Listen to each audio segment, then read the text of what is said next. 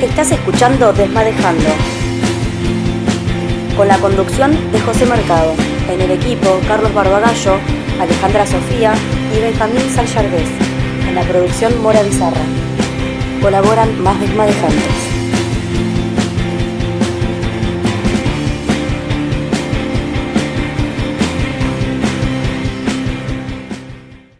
Bueno, buenas noches a todas y a todos. Estamos en un nuevo programa de Desmadejando en la radio. Hoy con la visita de Juan Valerdi. No voy a hacer más definiciones que su nombre y apellido y que Ale lo presentes y lo introduzcas en el programa. Así es, en esta noche de Desmadejando Radio contamos con Juan Valerdi. Para muchos es una persona, es un nombre muy conocido, y para quienes no, les contamos que Juan es economista, es profesor en la Universidad Nacional de La Plata, en la Cátedra de Macroeconomía, además investiga y tiene una arista también muy particular, que está especializado en temas de economía política, pero en divulgarlos.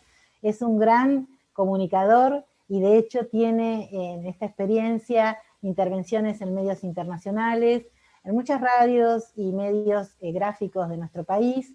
Y bueno, un poco con Juan la idea es esto, ¿no? Llevar con esa facilidad que tiene por su profesión y por esta cuestión de saber comunicar, que vayamos de su mano a tratar algunos temas en relación a la economía. Pero Juan, cuando pueden mirar su Twitter, se presenta como un economista políticamente incorrecto, sincericida, padre, profe de yoga y de macroeconomía, discípulo de maestros, fanático de nada, nadie y peronista por decantación. Así que con ustedes tenemos una doble presentación de Juan Valerdi. Buenas noches, Juan. Buenas noches, muchas gracias. Un placer estar con ustedes en la querida radio de Estación Sur. Bueno, yo debo decir que no me incluyo entre los que no te conocíamos, a raíz de lo cual anduve haciendo un sondeo de algunas de tus producciones y hay algo que, claro, tiene que ver con tu ensamble en la función docente, ¿verdad? Pero yo recordaba una vieja película, viejísima, Rollerball, con James Caan, en donde se había superado el problema de los estados y lo que, diríamos, disputaban eran las corporaciones, juegos a muerte. ¿Cómo se puede entender esto? He leído algo de Oderbrecht, ¿verdad? Y de cómo la economía global, diríamos, va haciendo justamente eso, borrando fronteras o creando unas nuevas, de otras dimensiones. ¿Cómo podríamos nosotros tener una simple vista de qué es esto de las corporaciones? Porque no está tan lejano eso que por entonces parecía apocalíptico. Bueno, no hay duda de que el avance de las corporaciones multinacionales y en las últimas décadas, sobre todo, el avance de las corporaciones financieras multinacionales que están de alguna manera entrelazadas como propiedad, tienen la propiedad también de las multinacionales de producción, por así decirlo. Esto ha determinado que los países en algunos casos tengan una recaudación menor a lo que facturan estas empresas. Entonces, cuando se junta un presidente con cualquiera de los administradores de fondos como BlackRock y demás, es prácticamente un encuentro con un poder que representa más que el poder del Estado, porque entre otras cosas tienen menos regulación. En la presentación no entró porque son demasiadas cosas, pero yo fui acercándome cada vez más a un tema que para mí es crucial, que es el tema de las guaridas fiscales, mal llamados paraísos fiscales. Toda esa trama y esa red, hay mucha gente que la asocia a pequeñas islitas del Caribe acumulando lingotes y yates y demás. Esa es la versión que quieren vender los que quieren distraer a la gente, pero en realidad toda esa trama, que son como telarañas, creada originalmente por los ingleses y después potenciada por los estadounidenses cuando ganaron la Segunda Guerra, se dedica a mover guita, dinero, blanco, gris y negro, y lo mezcla todo y queda un licuado que queda gris. Pero todo el mundo piensa que ahí hay dinero de los políticos y dinero del narcotráfico y de la corrupción y de la trata de blancas, el tráfico de armas y demás. Sin embargo, se ha estimado que 2/3 de eso como mínimo es dinero de las multinacionales. Es dinero que fugan de los países, es dinero que eluden y que evaden impuestos. Esa masa, junto con la de las actividades típicamente ilícitas como narcotráfico, tráfico de armas y demás, que son un poquito menos de un tercio, se juntan con un 5% también de esa masa que es corrupción. Y todo eso vuelve a los países de donde no se pagaron impuestos o donde se fugó en formato de préstamos de deuda. Y ahí no solamente logran volver a colocar lo que sacaron, sino también condicionar todas las políticas futuras. Entonces, te condicionan, y por ejemplo, en estos días estamos viendo, después de que la Asociación de Comercio de las Empresas estadounidenses se quejó de los precios máximos, casualmente ahora están por vencer y lo vamos a cambiar por otra cosa. Entonces digo, 2 más 2 son 4. Y los estados están perdiendo espacio también porque el estado de bienestar, las empresas ya no tienen la voluntad ni la necesidad de soportarlo en el sentido financiero, porque desapareció el comunismo en el 89. Entonces, originalmente el estado de bienestar era frenemos al comunismo, démosle a la gente, a los obreros, a los trabajadores, algo que haga que no estén tan contra la cuerda, digamos, contra la cuerda o entre la espada y la pared, y de ese modo que no se tienten con el comunismo o cualquier otra cuestión revolucionaria. Desaparecido el comunismo, las empresas dicen, ¿por qué voy a estar manteniendo todo esto? Y empiezan a dejar de pagar, no solamente en el hemisferio sur, como ya venían haciendo, sino en todo el mundo dejan de pagar impuestos, o hacen todo lo posible para pagar casi nada. Y los estados están tratando de poner el cascabel al gato, pero como está la trama esta financiera de las guaridas fiscales, lo que no consiguen por impuestos lo pueden conseguir a través de la colocación de esos saldos. Y el fundamental en eso es Estados Unidos, que además es el que maneja todas las redes y de alguna manera compite con Inglaterra y se encarga de que esto no se detone. Quiere decir, desde esa perspectiva, es decir, ¿qué es lo que podría hacer? Básicamente es desesperanzador, diría. ¿Cómo podría un Estado soberano pretender, de algún modo, pararse de manos? No. Mira, el optimismo no viene de ningún Estado individual, porque obviamente ningún Estado individual puede pararse de manos con éxito. De hecho, nosotros hemos hecho al revés. En 2013 derogamos nuestra lista negra de paraísos fiscales y semejantes, de guaridas fiscales, y la reemplazamos por una de buen comportamiento que tiene a la mitad de los que estaban antes en la lista negra. Por una serie de razones, firmando un papelito decían, ahora me porto recontra bien. Entonces digo, hemos retrocedido. Esto en el 2013, el macrismo se encargó de empeorarlo, pero de todos modos, aún teniendo lista negra, hay muchos países que se les complica controlar. ¿Cuál es mi optimismo? Esta masa billonaria de recursos que mueven las redes de guaridas fiscales, con un montón de organismos financieros y entidades financieras que se hacen las que regulan, pero no regulan, porque las guaridas fiscales no solo sirven para esconder el dinero, sino para evitar las regulaciones también. Y esto reparte los recursos esos, básicamente en Wall Street, en Londres y en algunos otros lugares, pero de una manera que tiene que ver con el poder de hace 60, 50, 70 años. Entonces, esto está cambiando aceleradamente. China está reclamando una porción importante de esa torta o está dispuesta en algún momento a empezar a patear el tablero de esa torta, de esa forma de repartir esos recursos. En eso hay muchas cosas que están influyendo, incluso las burbujas monstruosas y peligrosísimas que se están desarrollando en el mundo de las criptomonedas y de los activos digitales, que avanzan a una velocidad exponencial comparada con todo lo que estalló en el 2008 de las tradicionales. Para que se den una idea, 2/3 de los mineros de Bitcoin del mundo, que es la burbuja más grande para mí, 2/3 están en China. Y lo que le sigue, 7% en Estados Unidos. Así que claramente la burbuja financiera y toda la locura financiera de las criptomonedas tiene que ver con esta masa de dinero que ahora se está lavando en modos novedosos también. Lo que tiene que hacer Argentina, junto con otros países, es juntarse con los que no han recibido nada de esa torta y básicamente siempre pusieron. Y esta es una discusión de poder mundial que se está dando por este tema y por muchos otros, pero este es fundamental, porque la guita es la guita y estamos hablando de la no recaudación y del movimiento de los flujos financieros. antes de escuchar un poquito de música, me parece muy interesante desde lo comunicacional, que era otra de tus facetas, sacar una palabrita tan amistosa, tan ideal como un paraíso y nominarla guarida. Cómo cambia el sentido y cómo construimos seguramente criterios para los que no somos expertos en la materia, hasta con estas simples y no tan simples denominaciones que seguro que no son nada inocentes. Pero en todo caso lo charlamos en un ratito, pero me interesa y nos interesa a los desmadejantes tu mirada de estas cuestiones, ¿no? Que creo que no son inocentes. A la vuelta te cuento la historia de esa traducción fallida adrede. Empiezo por el final, terminaré en el principio. Mis intereses quizá no fueron saludables. Yo ya no puedo cumplir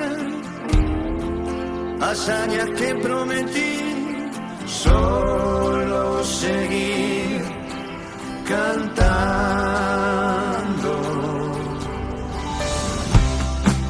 La traición duele hacia atrás, no sabes cuándo comienza. Un ángel sonso mater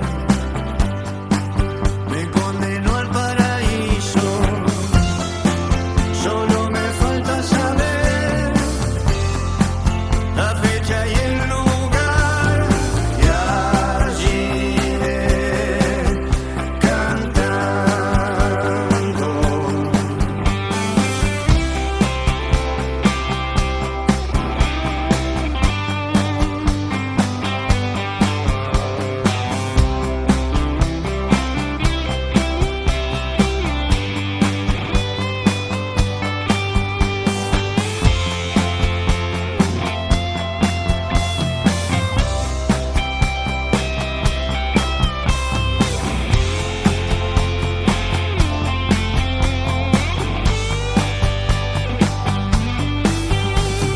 Mis amores refugié en el arcón del amor propio.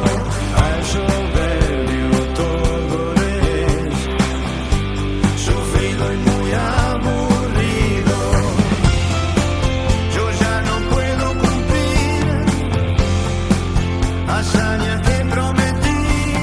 Solo marchar cantando.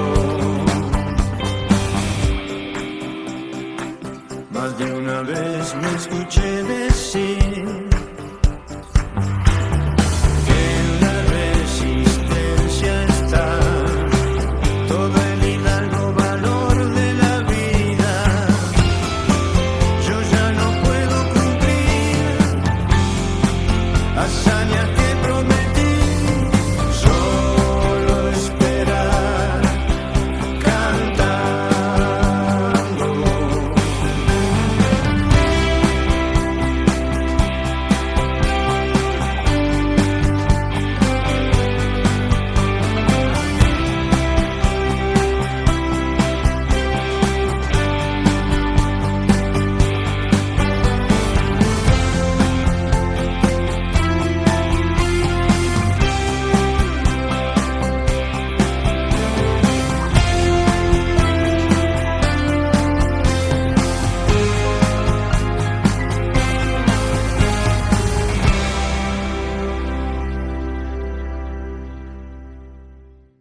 Continuamos charlando con Juan Valerdi y había quedado pendiente esta no inocencia de ciertas terminologías. Lo transfiero también en su momento que generó debate en la ciencia con la máquina de Dios, que fue muy pensada esa terminología y vendió muy bien. O sea que sucede en todos los ámbitos, pero bueno, Juan, esto de hablar de un paraíso fiscal y vos introducís la terminología, una guarida, donde uno dice, ¿quiénes están en una guarida? Desde el lobo en adelante, cualquier figura de la literatura por lo menos. Así que contanos un poquito tu mirada sobre eso. Bueno, el tema es así. El término original en inglés era tax haven, H-A-B-E-N, cuya traducción es guarida, refugio podría ser si uno es generoso, pero definitivamente no es paraíso. Paraíso es Gehaben. Y Gehaben era otra palabra, pero adrede se tradujo así, porque en realidad se supone que los pobres empresarios que ganan mucho dinero, o los ricos, o los corruptos, tienen que salir del infierno de los países populistas que quieren sacarle a ellos para darle a los vagos pobres. Esta es la historia que ellos construyen, digamos, y entonces se van al paraíso bien merecido por ganarse ese dinero con el sudor de su frente. Entonces, no es para nada inocente la traducción errónea, entre comillas, sino que tiene una intencionalidad para justificar la existencia y las fugas hacia esos paraísos. Entonces, yo hace mucho tiempo aprendí de mi maestro Jorge Gallero, un gran tributarista, que teníamos que imponer otra palabra que fuera más cercana, y pusimos esto de guaridas, lo puso él primero y yo lo tomé y lo ando difundiendo para que no nos comamos la forma en que ellos te van metiendo inconscientemente su justificación para salir de acá, ¿no? Claro, docencia hasta con esto que realmente, fuera de broma, nos hace otro contexto, genera en la cabeza enseguida otro contexto. Totalmente. Y en realidad el tema de las guaridas fiscales, digamos, sigue permanentemente siendo justificado, incluso a veces por cosas tan ridículas como que ahí es más rápido el movimiento administrativo que en los países. Eso es lo que dijo Macri cuando justificó y salió en los Panama Papers con las empresas de su padre. Juan, de alguna manera esto debilita, como decíamos, la figura del Estado-Nación, ¿no? Esa figura que no tiene más de 100 y pico de años en el mundo, las naciones organizadas a través de un Estado, parecería que hoy está diluido. Puede ser que en el caso del expresidente de Estados Unidos, de Donald Trump, hubiera intentado él, al menos en lo verborrágico, en el discurso, ir contra esto o ir contra las empresas supuestamente radicadas en otros países, y él pedía que volvieran. ¿Intentó algo contra este mundillo financiero o era solo un discurso vacío? El tema es que entre las multinacionales que no tienen ningún tipo de interés en sentirse parte de un Estado-nación y otros grupos de poder que existen, hay un conflicto de intereses muy fuerte y hay una guerra. Trump representaba a otra parte que tiene que ver con un cierto nacionalismo de Estados Unidos y que quería de alguna manera combatir a las empresas globalistas que, entre comillas, alguno podría decir que muchas de ellas, o las muy importantes, son de Estados Unidos, pero eso en realidad no tiene sentido, porque si tienen que, ellos lo que tienen son intereses de lucro, donde se llevan puesto a los Estados-nación, y donde se llevan puesto también cuestiones que tienen que ver con la geopolítica y los intereses de ese otro grupo, que ve cómo Estados Unidos hoy no puede hacer un avión de combate o un tanque sin tener algunos chips que importó de China o de Indonesia o de otras cosas. Entonces digo, desde el punto de vista incluso de la defensa, Estados Unidos se dio cuenta, algunos sectores de poder, que no podía seguir más permitiendo el globalismo hasta por cuestiones de militares, digamos. No solo por eso, sino también por cómo resuelve internamente qué hace con su población. Y ahí viene otra discusión larga que está muy mal encarada, que es la de la renta básica universal y demás, ¿ok? Que acá se fue importando de una manera muy, muy artificial, porque es una discusión totalmente diferente acá, en Estados Unidos o en Suiza. Entonces, los Estados-nación claramente están, entre otras cosas, desfinanciados. Las empresas multinacionales, los ricos y las grandes empresas, entre comillas, nacionales, no quieren pagar impuestos y se salen con la suya. Y los pobres, obviamente, y la gente que está en la mal llamada ENO, que es la economía no observada, así la llaman los organismos internacionales, y yo digo, no observada por ello, pero verla la vemos todos, esa economía va creciendo. En las crisis, porque el sistema formal escupe gente y empresas las tira ahí. Y en los boom, porque el propio boom le da motoriza, digamos, ese lugar que es muy dinámico. Ese sector, al ir creciendo, no paga impuestos tampoco. Y ahí hay pobres y hay gente que le va muy bien, pero no paga impuestos. Y entonces, ¿dónde quedan pescando las AFIP, los organismos recaudadores del mundo? En la clase media y en las pymes, que no pueden escaparse porque están mal asesoradas o porque no les da la escala para asesorarse y no funcionan en la sombra. Y esa pecera tan chiquita es el caldo de cultivo para que digan, los impuestos son demasiado altos, bajémoslos, y entonces desaparece el Estado directamente, porque ya ahí sí no tiene más a quién cobrarlo. En vez de pedir que le cobren a los ricos y a las multinacionales, impulsado por los grandes medios, piden, yo tampoco quiero pagar. En vez del Michu, Es el me neither, yo tampoco. Y es lo que está pasando ahora con el impuesto a las ganancias. A la segunda parte de los argentinos que más gana en la Argentina desde el punto de vista de ingresos formales, al 15% que está debajo del primer 10%, lo van a eximir de ganancias en el mismo país donde hay 42% de pobres y 10% de indigentes. Para mí no me cierra, además de que estamos en pandemia, ¿no? Justo iba a eso, Juan, a preguntarte, digamos, un economista mirando la economía en pandemia, y no en cualquier país, sino en el nuestro, que puntualmente es el que más nos interesa, si bien el mundo actúa en conjunto. Digamos, son como los mismos temas, pero revisionados por algo inédito. Vos hoy expresaste algo muy interesante, que es un optimismo, porque como bien decía Benjamín cuando intercambiaba con vos, parecía o parece un panorama muy complejo, pero digamos, ¿por dónde un Estado que se interesa en su gente, por dónde en tiempo de pandemia, cuánto cambia la agenda? Bueno, la pandemia ha cambiado la agenda del mundo y local de una manera abrupta y profunda. Cualquiera podría decir, pobre este gobierno, le tocó la pandemia, lo único que puede hacer es salir a atajar penales. Yo pienso exactamente al revés. El año pasado se desperdició una oportunidad de oro para hacer cosas que en otras condiciones hubieran sido inmencionables. No es que no se podrían haber hecho, inmencionables. Se hablaron de muchas cosas el año pasado y quedaron en la nada porque el gobierno no aprovechó la situación de coyuntura extrema que representa una pandemia, donde la gente naturalmente quiere respaldarse, al menos mientras el Estado lo pueda mostrar, en el respaldo del Estado como protector. El año pasado se desperdició y espero que ahora, en el rebrote, el gobierno no desperdicie otra oportunidad de tomar decisiones que pateen el tablero. Si la vuelve a desperdiciar, no se va a presentar seguramente otra oportunidad, y para mí la pandemia te genera consensos en una parte importante de la población que no está desquiciada, que en este caso probablemente sea un 30% de la población argentina, lamentablemente.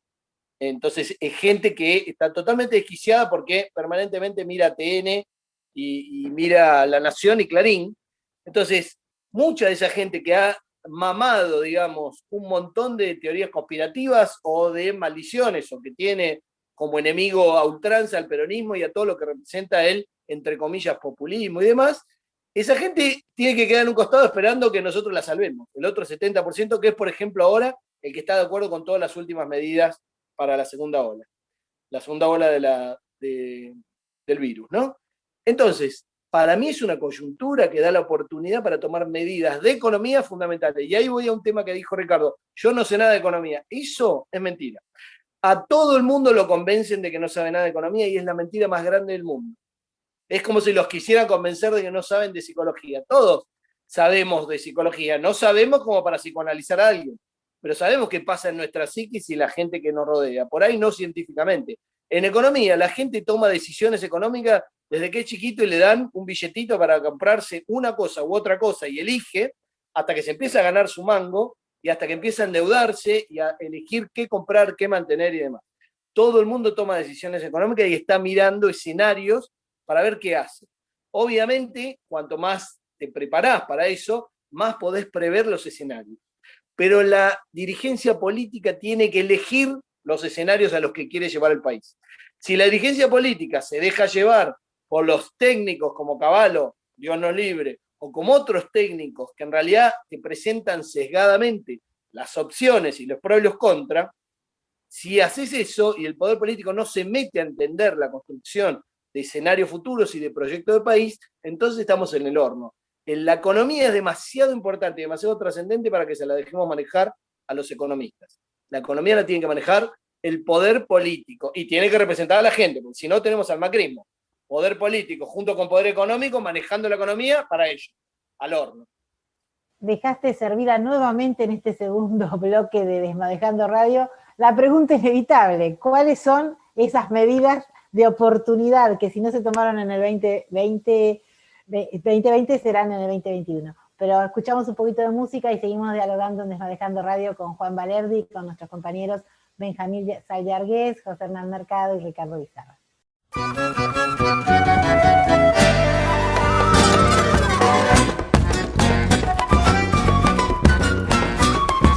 broche de agua marina y una esterlina te regaló. Tu negro que era muy pobre no tuvo un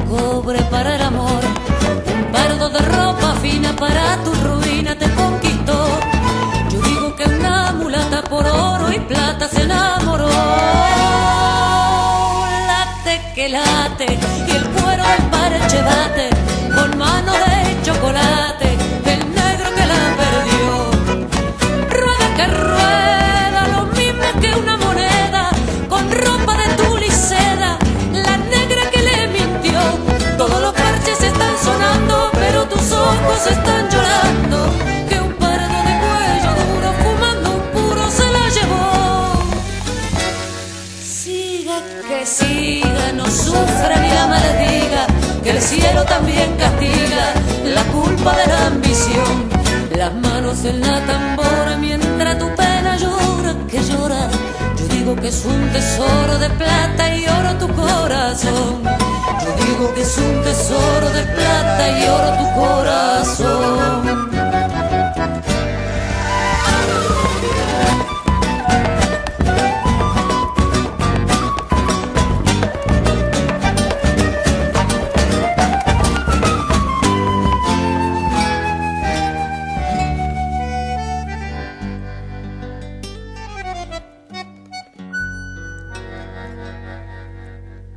Un boroche y una esterlina fueron la ruina de una pasión. Un pardo con 10 monedas forró de seda tu corazón. La plata, siempre la plata, que hiere y mata sin compasión. Yo digo que una mulata por oro y plata se enamoró. Late que late y el cuero del parche bate con mano de chocolate, el negro que la perdió. Rueda que rueda, lo mismo que una moneda, con ropa de tul y seda, la negra que le mintió. Todos los parches están sonando, pero tus ojos están llorando, que un pardo de cuello duro fumando un puro se la llevó. Siga que siga, no sufra ni la maldiga, que el cielo también castiga la culpa de la ambición. Las manos en la tambora mientras tu pena llora, que llora. Yo digo que es un tesoro de plata y oro tu corazón. Yo digo que es un tesoro de plata y oro tu corazón. Tu corazón, tu corazón, tu corazón, tu corazón.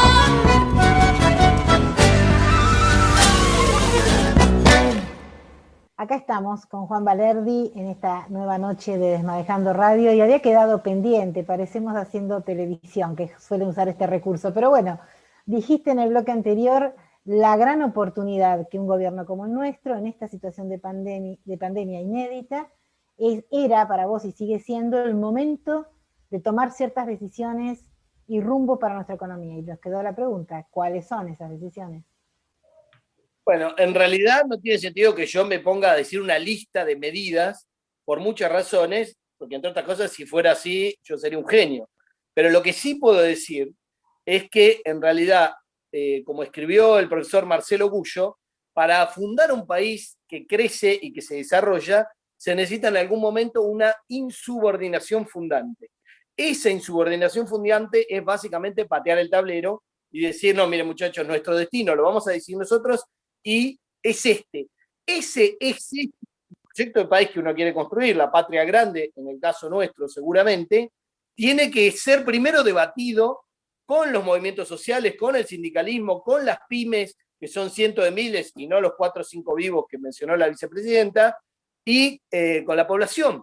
Obviamente, esto implica un debate que expone al gobierno que esté en ese momento a tener que dar explicaciones de por qué una cosa u otra y demás, y abre juego a la discusión, cosa que no se hace hace muchos años, como en los partidos políticos que no hay internas y que está todo el mundo a dedo.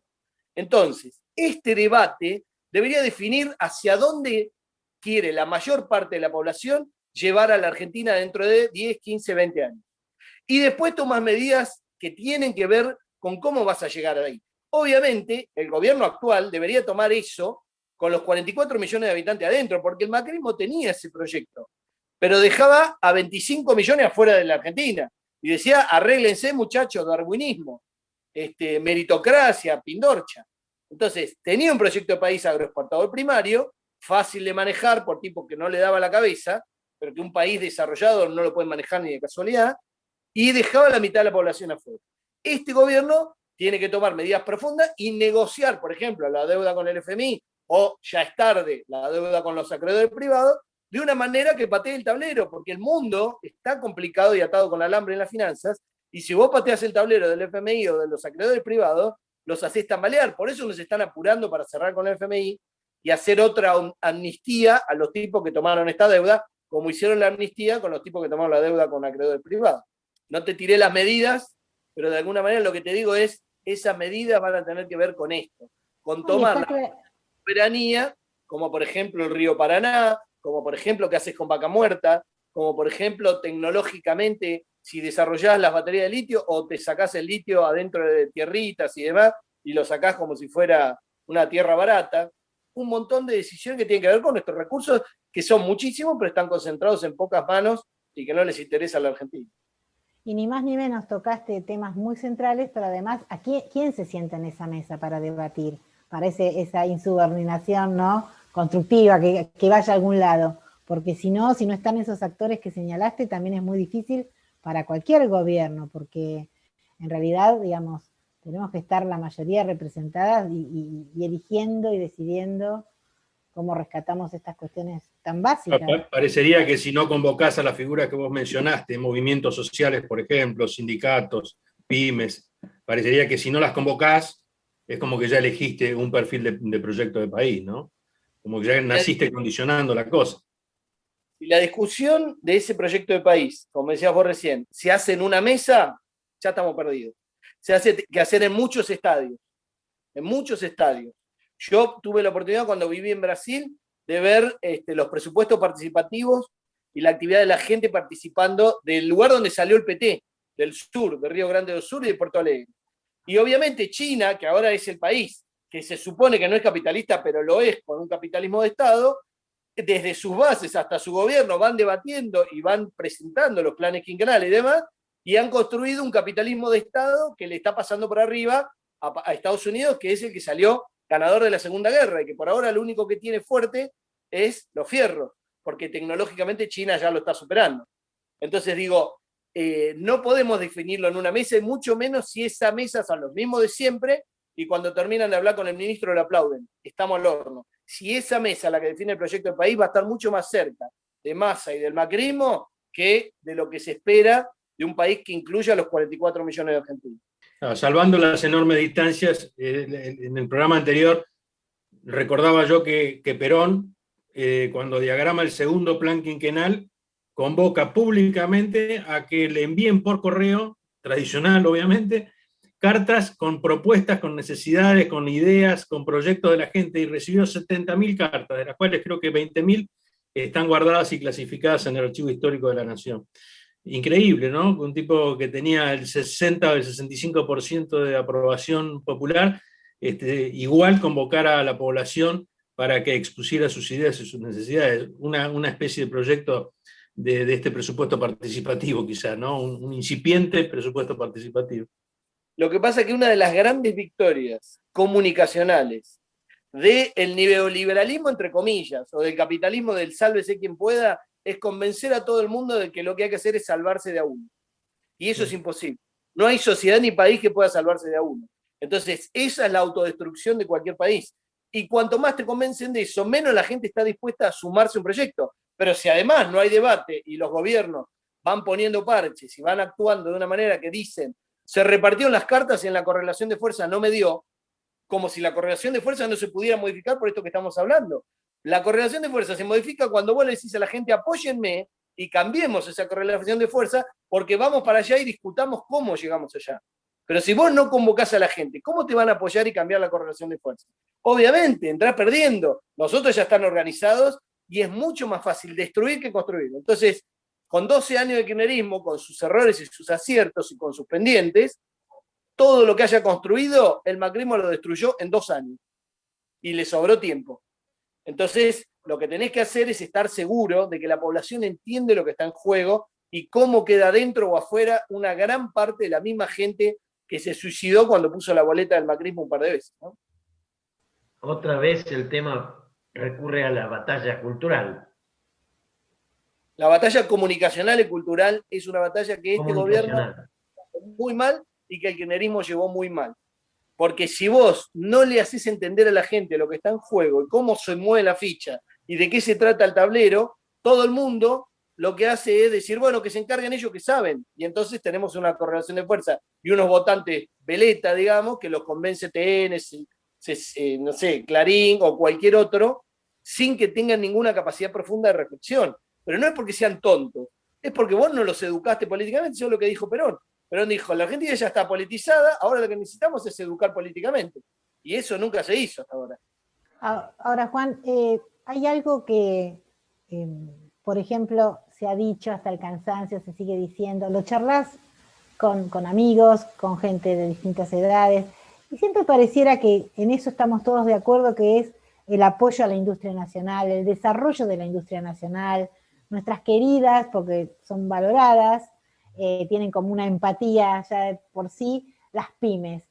Ahora, después, como vos decís, en esto no sé si que se comunicamos mal o qué pasa que eso se termina diluyendo, porque, digamos, siempre vos hablas con cualquier conciudadano o conciudadana, y esto del apoyo, la fortaleza de la industria nacional, del tema de importar, exportar, te lo digo bien como neófita. Ahora, después, ¿qué pasa? ¿Qué hacemos agua? Porque realmente es un valor hablar de industria nacional, y no terminamos nunca de encontrar, me parece, ¿no? Es una mirada, la vuelta a eso.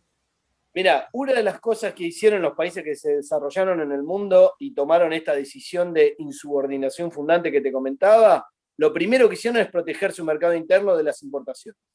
Estados Unidos, Inglaterra, China, Australia o Francia o Corea del Sur o Japón, primero protegieron su mercado interno y después, cuando desarrollaron su industria, se abrieron al mundo de alguna manera. Eso, junto con protegerte de los movimientos de las capitales golondrina que te llevan puesto, son dos cosas básicas que tenés que hacer. Entonces, primero tenés que proteger tu mercado interno. Segundo, ayudar a desarrollarse a las empresas que realmente se quieren quedar en el país y que les interesa desarrollarse en el país y no llevársela toda afuera del país lo más rápido posible. En eso vos tenés que tener inteligencia y poner ganas de soluciones innovativas, soluciones nuevas. Si, como dice Einstein, hacés lo mismo de siempre, no podés ser tan estúpido para pensar que va a salir un resultado distinto. Cuando el gobierno compra cientos de millones de pesos por semana o por mes de alimentos y le da la guita a la gente para que vayan y la compren en la punta de góndola como cualquier hijo de vecino, en vez de armar una trama en la cual metan a las pymes a producir para eso, para todos los que está tratando de asistir, porque de última el gobierno no les quiere dar plata, les quiere dar comida. Entonces, no te digo que le dé la comida física, pero que encuentre otra forma, que yo he propuesto incluso públicamente en varios artículos, y se lo hice llegar a los funcionarios, de darle transferencia de unidades físicas y que después negocie cuánto se paga eso, esas unidades físicas. Y que ahí meta a las pymes a promocionarse y a producir para esas redes. No se logra de un día para el otro, pero esa es la única forma que vos podés combatir a los oligopolios y monopolios que están en la comida y en la bebida, que te define la pobreza y la indigencia. Entonces, matá a dos pájaros de un solo tiro. Pero claro, si lo que haces es darle más guita y al mismo tiempo te los tratás con guantes de algodón a los monopolios y oligopolios, le pedís perdón y permiso y sos medio tibio, te llevan puesto y te toman el tiempo. Ya saben que los gobiernos pasan y ellos quedan. Clarísimo, clarísimo, Juan. Y bueno, esto de nada de mesas sino de estadios, creo que va a quedar como resonando, no solo para estos temas. Me parece que lo que destejemos y desmadejamos cada semana tiene que ver muchas veces con esto que señalás.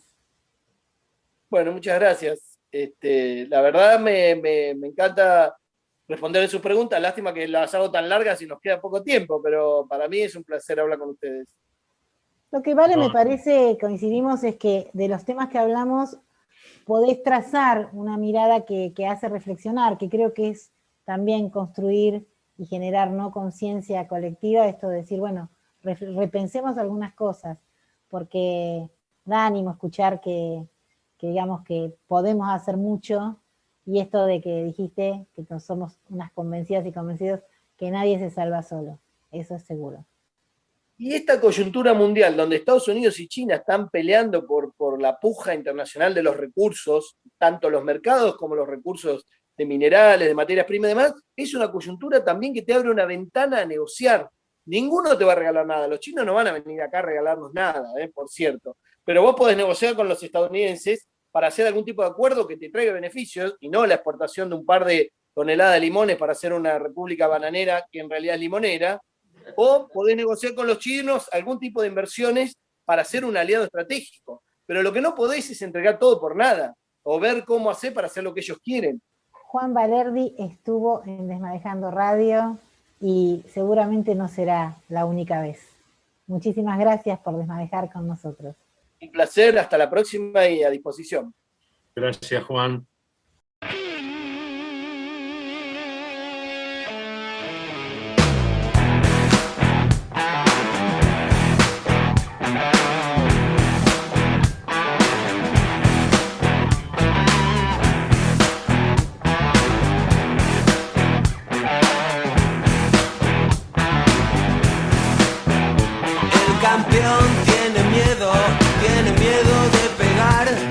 Se quiere romper las manos porque tiene que cantar el ritmo del protector bucal del bombo de la ciudad.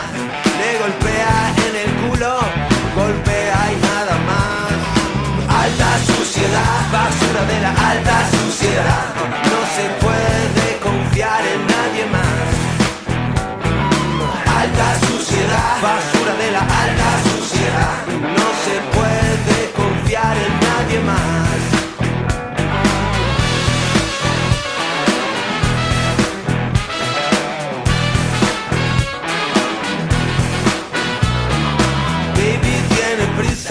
Por aprender a ladrar, si solo es un cerdo nadie lo respetará. Es un chico muy malo y se portó muy mal, pero lo perdonamos porque somos lo más bajo de la alta suciedad, basura de la alta suciedad. No se puede confiar en nadie más. Alta suciedad, basura de la alta suciedad. No se puede confiar en nadie más.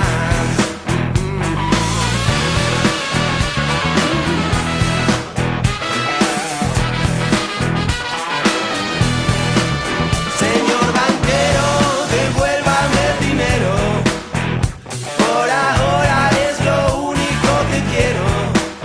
Estoy cansado de los que vienen de amigos y solo quieren rellenarme el agujero. Por ahora no les debo ni la hora. Baby, me dice mi abogada que por ahora no ha pasado nada. Alta suciedad, basura de la alta suciedad. No se puede confiar en nadie más. Alta suciedad, basura de la alta suciedad. No se puede confiar en nadie más.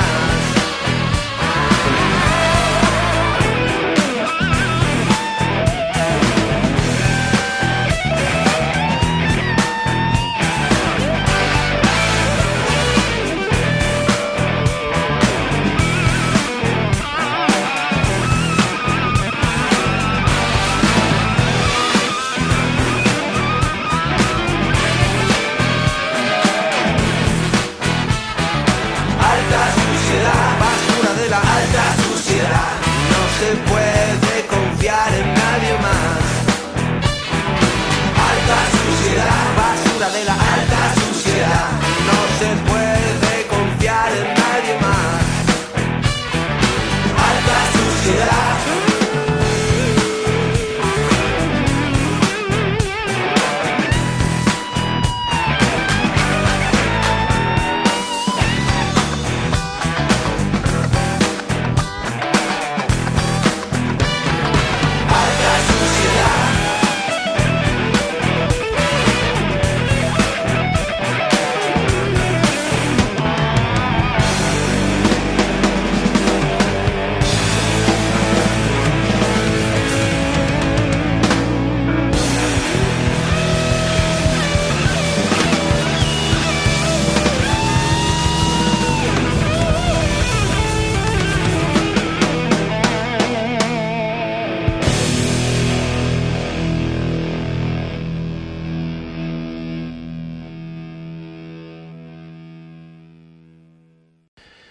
Bueno, llegamos al final de un nuevo programa. Hoy tuvimos la visita de Juan Valerdi, quien hizo fácil lo que otros economistas hacen difícil.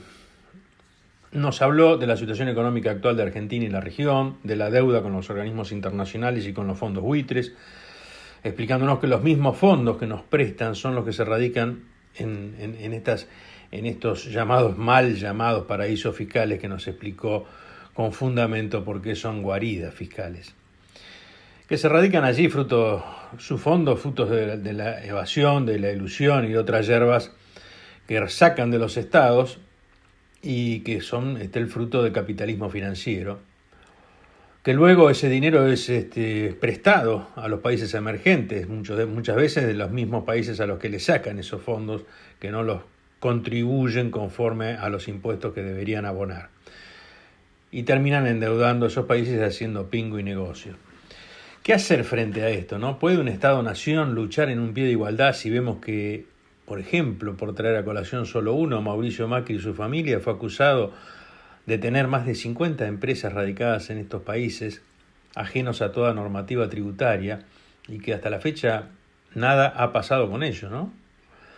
Si ellos mismos nos endeudan, además, a través de los fondos buitres donde trabajaban sus propios amigos del alma, entonces es difícil que, tal como están organizados, como estamos organizados nosotros como pueblo, en estos sistemas de Estado-Nación, jurídica y políticamente, es difícil que le podamos hacer frente.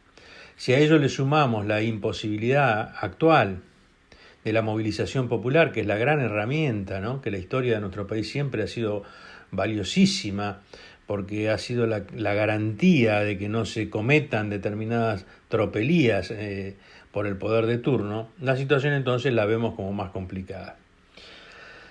Quiero agregar en este editorial algunos temas que fueron charlados en el conversatorio que tuvimos el día viernes en el Centro Cultural Desmadejando, con 3 referentes de Farca, uno de ellos conocido en la región, obviamente también en el país, Pablo Antonini, quien conduce esta radio y preside a la vez Farco.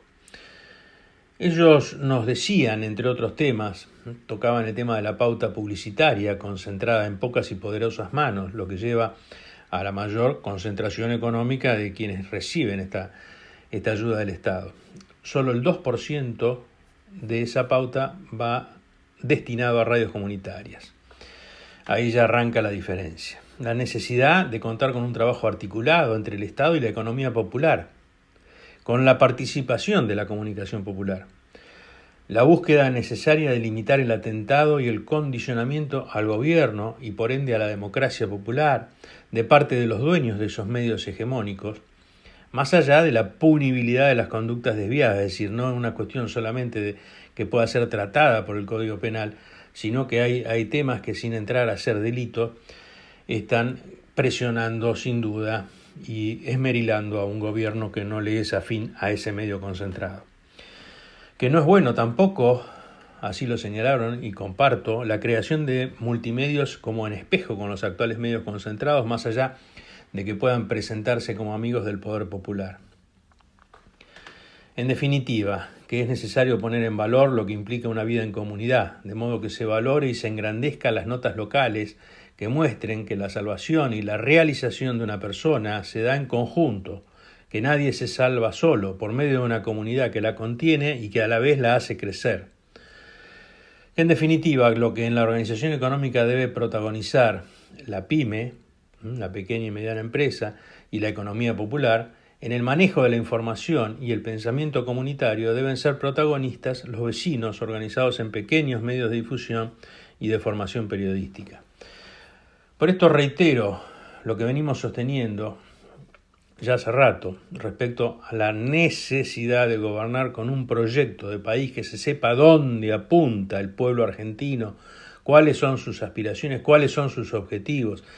Y creemos que este momento tan triste que vive la humanidad, y obviamente no escapa Latinoamérica y la Argentina de ello, es el momento, es la ocasión para profundizar y crear, consolidando definitivamente una vida en comunidad, donde los valores que la sustente a esa comunidad como nos decía el sábado pasado en una charla el compañero Carlos Raimundi, sean la solidaridad y la ética política. Estos son los valores fundantes de una comunidad organizada.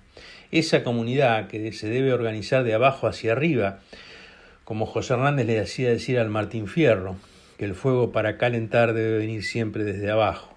Por ello debemos abrir más y más la política y la participación al vecino y a la vecina, esa participación popular tan necesaria para llenar de pueblo el sistema democrático de gobierno, transformándolo paulatinamente en una democracia más directa y menos representativa. Por lo pronto, hoy se deben tomar decisiones a nivel gubernamental, convocando al apoyo popular ante la situación de guerra virtual en que nos encontramos, ante esta enfermedad que mata y ante el hambre que también posterga y destruye generaciones de argentinos, que sean consistentes esas decisiones, estructuralmente consistentes, que sean fruto de un proyecto de país que busque su independencia económica y la felicidad de su pueblo.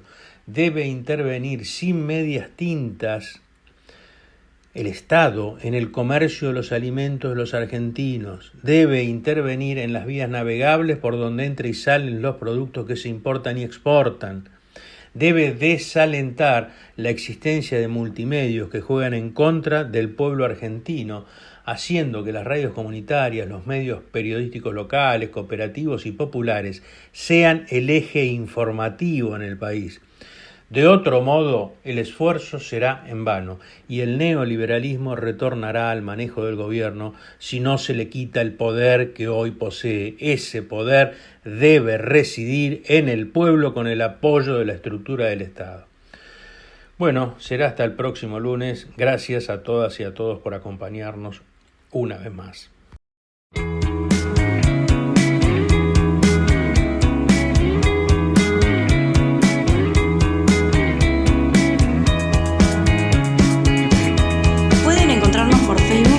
Centro Cultural Desmadejando, en nuestro canal de YouTube o por correo desmadejando@gmail.com.